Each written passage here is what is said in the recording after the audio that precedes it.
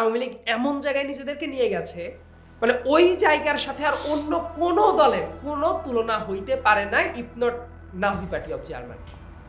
So অনেক মানুষের কাছে দেখবেন যে বর্ণনাগুলো আছে, আবার অনেকে আছে বিভিন্ন আওয়ামী আমলের বিভিন্ন রিপোর্ট যেগুলো আসলে কিভাবে তৈরি করা হয়। যেমন কিছুদিন আগে ধরেন, আমি ধাম ধরেই বলি, এই ব্যাপারগুলো আসলে বলা উচিত, আমরা যদি রাগ ঢাক রেখে রেখে কথা বলি তাহলে আসলে প্লিজ ব্যাপারগুলো ক্লিয়ার হয় না। যেমন ডেইলি স্টার ১/১১ সরকারের কথা একটু আগে আলোচনায় আনলো।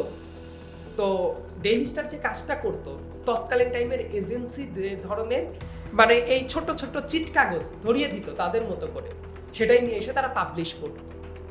তো এইটা দেখার পরে তাদেরকে তারা অমুক অপরাধ তমুক অপরাধ করলো, এবং জার্নালিজমের কিন্তু কিছু কার্ডিনাল রুল আছে, যার বিরুদ্ধে আপনি কোনো কিছু করছেন অন্তত তার কমেন্টটা নেওয়ার চেষ্টাটা করা উচিত পসিবল।